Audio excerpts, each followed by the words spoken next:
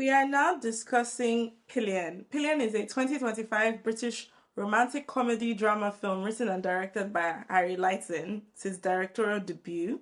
It's based on a 2020 novel Box Hill by Adam Mars Jones. It stars Harry Melling as a timid gay man and Alexander Skarsgård as an enigmatic biker who start a BDSM relationship together. I really want to talk about the experience of actually watching this film roll out on screen in front of me. So you meet Colin, who is an introverted gay man. That's the character played by Harry Melling. He lives with his parents and he works as a parking tickets worker. One evening at a pub, he slipped a note by Ray, who is played by Alexander Skarsgård, who is like an incredibly handsome member of a local biker gang.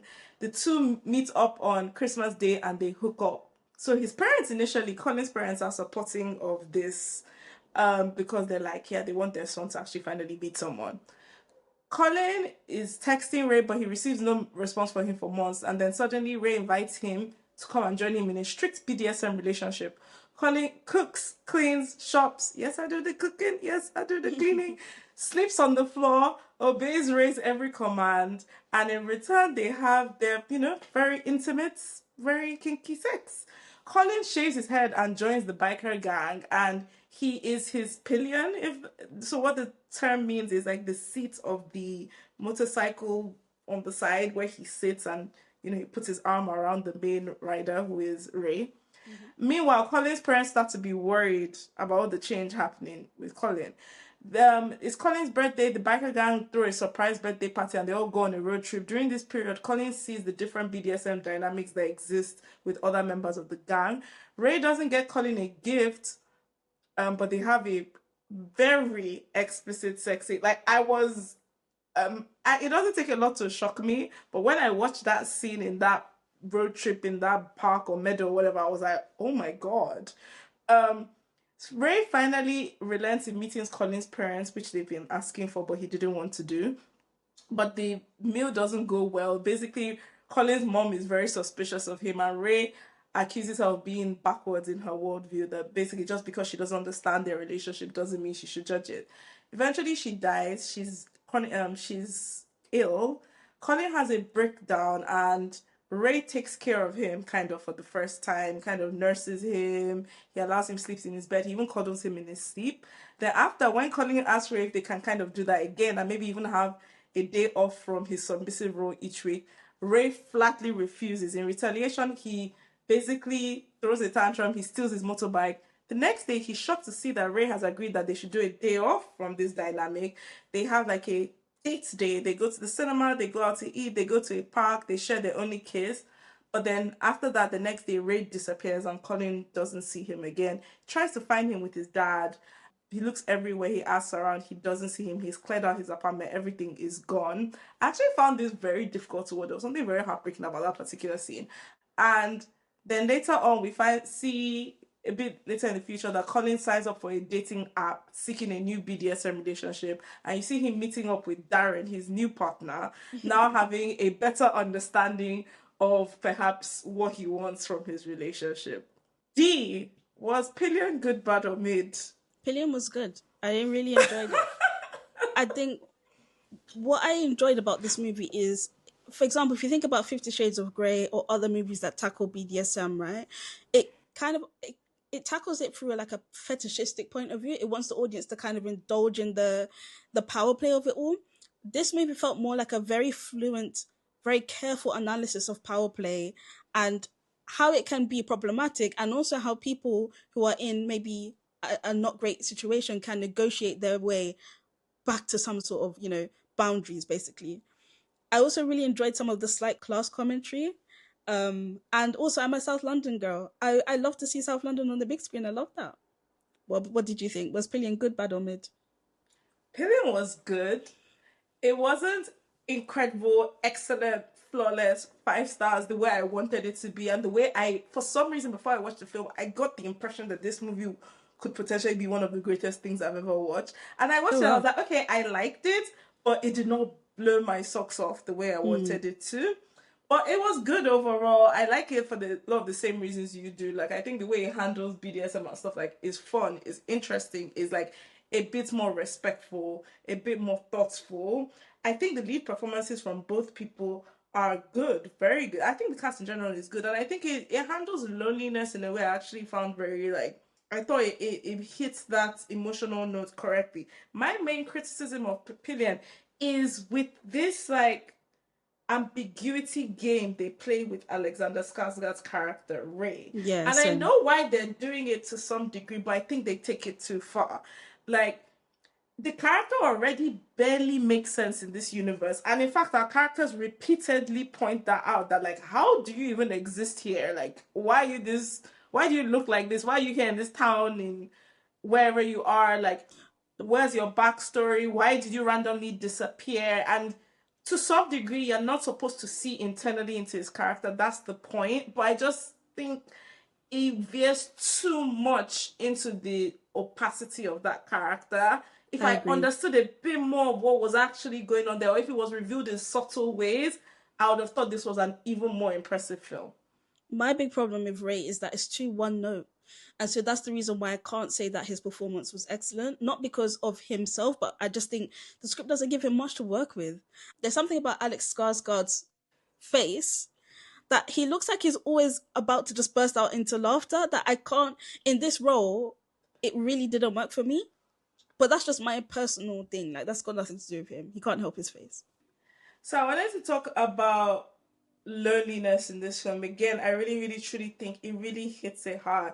And I really enjoyed Harry Melling's performance both at the very beginning and at the very end of the film in how he just shows like his life is not miserable or anything like that. Like he has loving parents, he has some small degree of community around him, and he has little hobbies, but he just hasn't really like found a partner. And he's one of those people that does want that. And you know, his character is not closeted. He doesn't seem to have any trauma associated with his sexuality, which is nice and refreshing to see. But he hasn't figured out exactly what he even like likes in a relationship, and then he comes to find it out Mm-hmm. over the course of the film. And I don't know, I just found there was something very like endearing and kind and like tender about how the film treats his character. So I appreciated that. And even with his dad as well, like after the mom passes and the little things they do to show how he's very present in his son's life after she passes away, because he's probably quite lonely as well, because they make a point of showing just how healthy their relationship was. I don't know, I just thought all of that really worked well on me. I will say, like, the first third of this movie, I was so concerned because I just thought, please tell me this movie is not about to, like, force me to watch this guy being abused and people just get away with it and him just literally have people walk all over him. Now, of course, in the first act, we do see him letting people walk all over him. And I allowed it because I thought I'm gonna watch to see how this movie lands this. And I have to say I was very impressed. Any critique I was starting to prepare in my head, the movie already subverted it. And I've heard Harry Lighton say that he very specifically wanted to be so careful about his depiction of sex in this movie and ensure that every sex scene we see contributes something to the story and contributes something to what we're supposed to understand about these two men. And it definitely did that for me. The first scene where we see them having intercourse, let's say, that that sex scene was really hard to watch for me. Really hard for me to watch. Was this the one where they were wrestling in the Yes, unitard things? Okay. yes. And we see Colin whimpering basically, and he doesn't have the language to say, "Can you stop?" Because he wants to improve. He wants to impress this guy who he considers to be so much better than him, right? But I still feel like I was glad to see that scene stop where it stopped. I think if that had even gone on for even 10 seconds more, I would have started to get pissed off. So this is what I mean. There's a certain level of fluency and care that's throughout this movie, which I was really impressed by. Were you as stunned by those scenes outside in the field?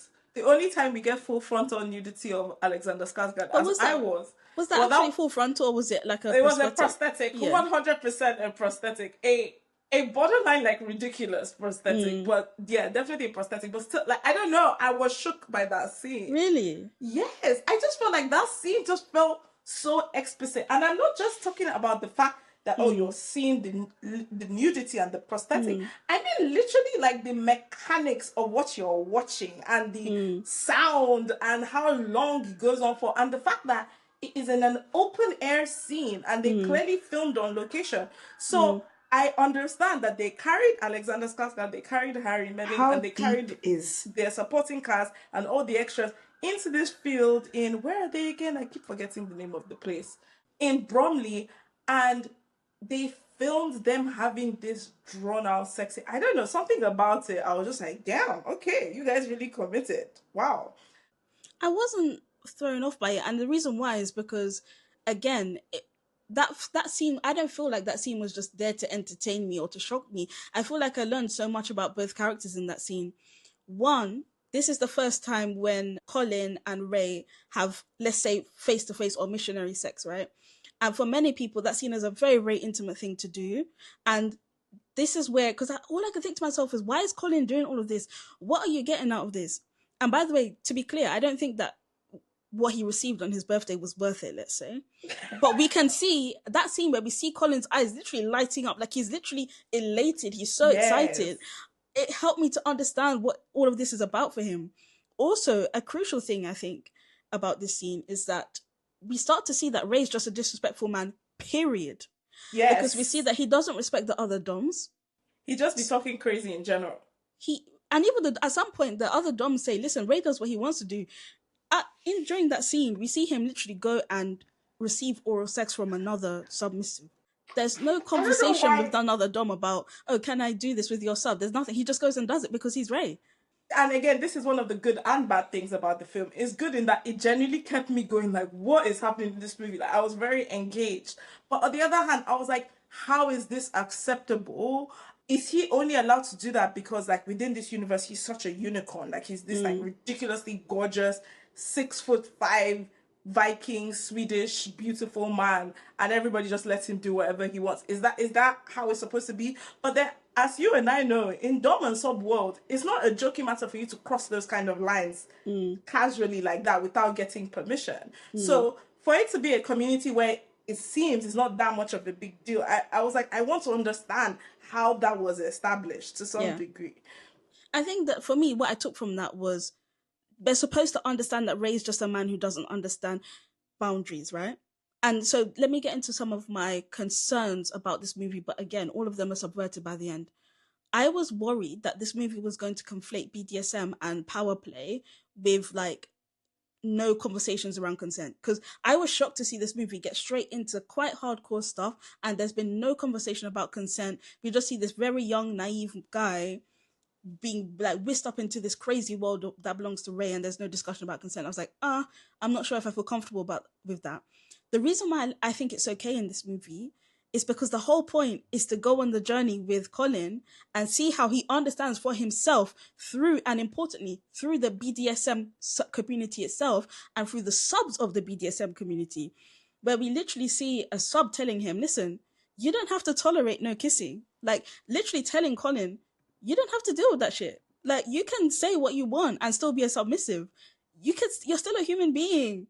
And I just think there was something so beautiful about watching Colin go through that experience without us seeing him being like hardcore brutalized, or without having a very exposition like conversation between Ray and him where they're discussing and negotiating consent. I just thought it was so clever and so careful. That's the word I would have to use for this movie. Like, it's so careful. I was really impressed by it. I also know that they heavily involved the real life community in this real life area, the real leather biker gang community there. I met some of them at Cannes, I met some of them at London Film Festival. These are real life guys, and they involve them in every part of this process when it comes to like educating Alexander Skarsgård and Harry Melling about their real life community and how their worlds work when it comes to them being part of the production on camera and in the marketing. And I've noticed one thing I really liked, and again, it goes back to this whole thing about like care. In the all the red carpets of the film I've seen so far, Alexander always makes sure he pulls all of them onto all the pictures with him to take pictures to celebrate them. And I do think stuff like that is always really cool to see when you are representing a community of people that in the real world everybody looks at them as like quote unquote weird people or Weird, yeah. freaks or whatever. Yeah. This movie goes out of its way to not stigmatize, and that's one of the things I love the most about it. It would have been so easy to completely shame Ray, completely shame the lifestyle, for Colin's mum to come up with some sort of derogatory comment about people who follow BDSM lifestyles, and the movie refuses to do that, but it still calls out problematic behavior within the community. And again, I think there's a certain level of fluency that is required to do something like this. And it made me think about some other movies we've watched during the film festival, like an After the Hunt, right? After the Hunt tries to have very nuanced conversations about power, about consent, all of these things, but the lack of fluency is so blinding in that movie that I can't take it seriously. Does this go back to the thing you and I always talk about like the nature of art being autobiographical and how directors' identities weave into the film? But after the hunt, you have Luca Guadagnino, who is an older gay man, writing the story about a black queer woman and a middle-aged white woman and how they interact with rape culture and things like that. With Pillion, you have a gay director writing a story about a gay British subculture. And I don't know if he's also participating in that subculture in his own personal life. Maybe. I have noticed him wearing a lot of leather during the press run for the film. I have noticed him wearing a lot of Tom and Finland inspired ties and stuff. So if he likes it, we love it for him. So is there something said about that like a lot of filmmakers just really struggle unless they are inherently tied to the world or the subculture or the community that they're representing? The best filmmakers don't need to do that. Like Martin Scorsese made Killers of the Flower Moon, and he's not an indigenous woman, right? And so I'm not saying it's always like that, but I do notice a pattern with the people that seem to struggle with it a lot. Yeah. One thing that I thought while watching this movie as well is the fact that, like, one of the things I love the most about queer cinema is I feel that queer cinema has so much more to teach me about the nature of relationships, about consent, about power, about boundaries than heterosexual media ever has. And the reason why, in fact, one movie I'll pull up, right? And this is where it's going to get spicy. The whole time I was watching this movie, I was thinking to myself, I know there's going to be some people watching this and thinking, oh, and, you know, clutching their pearls and thinking, I could never do this. This is that, this is this. And all I could think was, dom sub relationships exist everywhere. Because I had just watched Hamnet, and the way how Agnes was, you know, her character in that situation, is that not a sub? I would even get broader and say just like in terms of how a lot of heterosexual relationships are just like Literally, in general a trad under the wife. patriarchy. Like there is so much. I constantly say this to my friends that like the way a lot of us are socialized, right? A lot of young women are socialized to swallow non-stop hatred, disrespect, and dehumanization in the service of being chosen by a man. Right? Because let's look at what Colin does to demonstrate that he's a sub. What does he do? He cooks. Yes, he I do cleans, the cooking. Yes, I do the cleaning. He does the shopping. He does, you know, the sex is over when Ray's done with it. Oh. Sounds very familiar, no? What's your interpretation of the very ending of this movie? Because I have to say, I was when they revealed his new partner Darren, I laughed out loud in the theater. Not because not in an offended way. I was just like, the idea of him ultimately ending up with a slightly more gentle but still dominant partner who is a light-skinned black man. I was just like, that's just a hilariously perfect note to end on. Yes, I agree. I love the ending. It's actually probably my favorite part. And the reason why is because if we don't have that ending, I fear that the movie would have gone into the territory of like throwing the baby out with the bathwater. What I mean is completely like stigmatizing the BDSM community. But during these times, I think about creators like Kat Black, right? Who speaks extensively about BDSM culture and about the importance of consent and the fact that even if you're a sub, which she says quite explicitly and happily that she loves being a sub, right?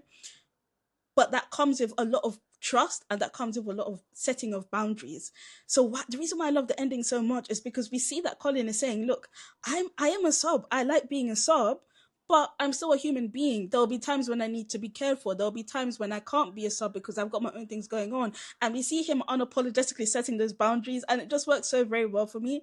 The fact that he's black, I did think to myself, what does this really mean here? What's the implication there? On the one hand, Bromley is quite a diverse part of London. It's not the most diverse part, but there's plenty of black people in Bromley. I spent a lot of my childhood hanging out in Bromley. So that could be the first point. Second point is, I wonder to what extent is it about the fact that Ray, as someone who is a white Scandinavian tall man, is he supposed to be the like ultimate idea of a dom in society, right? Which is a handsome, good looking, rich, by the way, because this movie has some class commentary in there that might escape some people. The movie explicitly tells us that Ray's from Chislehurst, which is a very wealthy part of Bromley. I think the average house price is like 700K. So in society, he is the ultimate dom, right? So is there something about choosing a black man who we don't know about his economic status, but by virtue of him being a black man and quite not quite as tall and stuff like that, he's lower on that scale of masculinity, if you like? And perhaps is the film also, but then at the same time, society kind of like hyper masculinizes black men, though, doesn't it? Is Yes, there's there that. also perhaps like just also a commentary on like you said, with Ray being a white, cis, tall, wealthy man, his ability to draw the lines of when like being a dom crosses over into unhealthy territory is perhaps not as strong as a black man who, of course, in this situation will also be a queer man. Mm. So he sits more at several intersections. So he's a bit more respectful, or maybe not respectful. He's a bit more understanding on how he should walk the lines of power play. Or are we just overthinking it? Is it really that deep? I highly suspect that we're overthinking that. I think if we were to speak to Harry Lighton, I don't think he would have anything to Yeah. say about it. But obviously, we're two black women. It's really that deep podcast. We're gonna get into it. I Yeah. did think about it. Yeah. And the moment I saw it, I was like, huh. On that note, I did meet Anthony Welsh on the red carpet for the London premiere after I watched the film, who plays Darren. And he is so hot in real life. I was so shook by how hot. He had like these grills on just the canines of his teeth on the red carpet. Like he was dressed very dapper, wearing a suit. We'll put a video of our conversation with him here. Wearing a suit, everything, nice haircut. And then when he spoke to me, like I could see the grills at the bottom of his teeth. And then as the only like man of color on the red carpet that we spoke to that was there, when he read our title and was like, "Oh, it's really that deep, yeah." He was so sweet to me. So like I'm a bit charmed by him, I can't lie. He hadn't watched the film when I saw him. He said, watched. Yeah, he said you've watched it. I haven't watched it yet. I was like, oh, that's crazy. So he was kind of actually we got to speak to him a bit about how he interprets like whether or not Colin has found like a healthy relationship at the end of the film. Do you consider your character to be a sign that Colin is moving in a healthier direction? I mean, I think it's a sign. Okay. You know, I think that like for my liking and my preference, that it's an opportunity for him to have a healthier relationship. Do we have the answer? Is it healthier or is it going to be more of the same? We don't know, but that's life, isn't it? You kind of make better decisions and hope that like it works out for the best. I'll say this as well. I haven't yet seen the film. Oh, I'm so sorry. Did I spoil it? I read it. I'm in it. I don't know what got changed in the final cuts of the edit. No, you're right. There'll be some changes. So today's the first day you're going to see it. But my involvement was part of some of the changes. So they did the main shoot, and then they just did a few days where they picked up some bits that they needed, and I got asked to be a part of that. So in fact, very quickly on this point before we move on, I wanted to ask you about Ray. So what do you think the movie wants us to understand about Ray, if anything? I genuinely don't know. And that's my main criticism of this film. Like, there were even some points towards the end that I was like, are they trying to suggest Ray is living a double life? Does he have a wife and children somewhere that in his main house and he's just up and left and gone back to them? And that's why he was always so insistent that he would not disclose anything about his interior life. I don't know. Maybe this is a thing where I should read the book and the book makes it a bit clearer. But I actually truly don't know. And I found that ending, like I said, I actually found it very heartbreaking when you realize he's cleared out of the house with no context to poor Colin at all. And Colin is driving around with his dad crying. I actually, my heart broke a bit. Gosh, I have so much to say. I'm going to try and keep it brief, right? Ray's character is the worst part about this movie for me, but it's also the best part. And the reason why is because of the ambiguity. I'm the type of person, both of us are that type of person where when there's ambiguity, we just want to find the answer and dig into it. I think that although it's heartbreaking from Colin's perspective for Ray to leave, it's also the best thing for Colin. Yes, I agree. These sorts of men, or in general, when people get so caught up in someone's aura and I just want to be with this person, even though you know damn well they're not good for you, the best thing they can do is to leave your life. right? So even though I was broken for Colin, I was so happy when Ray just fucked off. Because like Colin would never have let him go. He would No. never have had the balls to stand up and say, listen, I am happy to be a sub for you, but I want to have these boundaries. He would have never done it. So I'm happy that happened. What it is, and I do want to add to like nuance for the dom community, is that his type of sub relationship, his type of dom that he needs or he requires, and the kind of sub that Ray needs or requires, they're just not compatible with each other. That's just what it is. So here's my thing. I don't think that Ray's a dom. I don't think that Ray is safe to be in that community. And the reason why is because, again, I've been at the altar of Cat Black here and various other creators who speak about BDSM and what that really means to do it safely. Ray's not interested in having conversations about boundaries. You are not in the BDSM community. You just want to enact real life. And this made me think about like power play, right? I'm not here to stigmatize power play, please. If you like it, I love it for you. My only concern with power play, though, is when it reinforces what we see in real life. Power play makes more sense to me when it's like a reversal of it. Did you say Jeremy O'Harris? Yeah, slave play. Exactly. I hated slave play, for example. And that's a prime example why. Because I just felt like the play's indulging in real life racism. And I don't know, I just don't like it. So Ray's not interested in the power play. He's literally he's a dominant man in real life. He just wants someone that's going to do that in his house as well. Right? And we know that because he's not interested in having the boundaries conversation. Because there was no reason why he wouldn't have been able to have the day off thing from the beginning if he was actually interested in that relationship with Colin. I feel like this movie is very critical of Ray. I agree. And I think another specific aspect to like a healthy dom-sub relationship that the film points out Ray doesn't do is aftercare. So the one and only instance of aftercare we see is when Colin's mom dies. And he kind of like basically checks in. But from my understanding of a lot of dom-sub relationship, it's a thing that when you finish playing, the dom is to some degree supposed to remind you that you are safe with them. You're safe, yeah. And he makes a point of basically never doing that. So, but at the same time, I'm like, but is this again not still us like projecting our own specific lens of exactly what a healthy relationship is? If we find a human being who wants exactly what he does, and nobody is ever physically harmed in the process, so that's the problem. Who am I to say that's not acceptable? I can have my critiques about something. I'm not saying that we need to bang down his door or people like Ray and stop them from doing what they're doing. All I'm simply acknowledging is the problem with Ray and Colin's initial relationship is that it failed to recognize that Colin is a human being. And this is the reason why I found it so clever for this movie to incorporate the grief element of this. Because I don't mind people being subs. Again, I'm happy that Colin goes on to find another dom, right? My issue is I was shocked to see Ray making Colin go back into the kitchen after he's just buried his dead mom. Do you understand?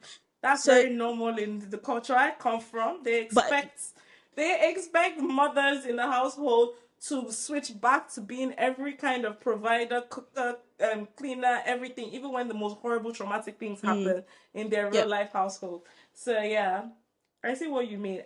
That was why I made the point about the fact that like dom-sub relationships are not unique to the BDSM community. They exist outside of queerness. They exist outside of kink, right? And the final point about Ray is that the reason why I think the movie is so critical of him is because I read him clearing out, basically. There's a few ways you can read it. You can read it as him recognizing that Colin will never stand up to him, so i.e. being nice towards Colin.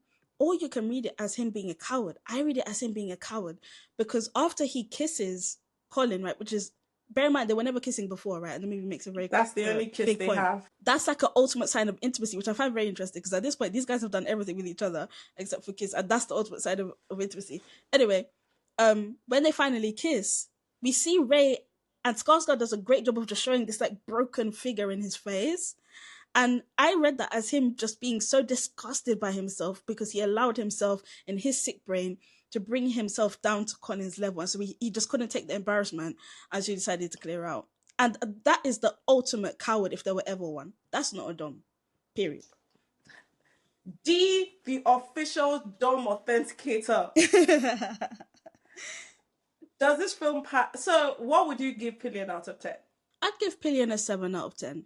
How about you? I give Pillion a 6 out of 10, and to me, that's like a strong 6. It is a good movie, it's an entertaining watch, it has good performances. I think it plays the ambiguity game a bit too much to its own detriment, though. And it's a beautiful examination of loneliness to me. And you're right, he's a lonely guy, but also I always got the sense that he was full of optimism and hope, which was something that he was always striving for. And that was kind of my North Star, I guess, for the whole thing. Ray is also quite lonely in a different way. Would Ray say that he's lonely? Well, whether or not he says it, he is. Or is he? Does he have a family somewhere? I'm telling you, this man has a wife and children somewhere. Oh, no, hold on. So, very quickly on this point. So, Harry Lighton spoke about this explicitly, and you're right, basically. You should read the book. So, basically, Pillion is based on a book called Box Hill. And Box Hill is set in the past, right? So, what I love about Harry Lighton, his brain is excellent. Like, I want to see more from him. He mentions that it makes sense for Ray to be so enigmatic because during the past, we all know what it was like. You can't come out as queer in, 1900s, right? It's not going to go down very well. So he deliberately made it a modern film, also because of budget reasons, by the way, which he says as well. Made it a modern film so that he doesn't have to fall into the tropes about Ray having a wife somewhere or Ray being closeted. Ray's very open. It's just that he's open in terms of his sexuality. He's just closed off when it comes to his personal life. And so it's up to you to decide why that is. And I enjoyed it personally. It worked for me. Okay, that explains things a bit to me more. But I think this disconnect between the book and the modern day adaptation is exactly what I am struggling with, because I think there are elements that are coming from the book where Ray perhaps is still existing in a world where he has to be more closeted versus this adaptation where he doesn't. And I'm seeing something being lost in the translation in the two of them, and maybe that's what I'm struggling with that ambiguity problem. Does this one pass the Bechdel test? I don't think it does. No. It doesn't care about women.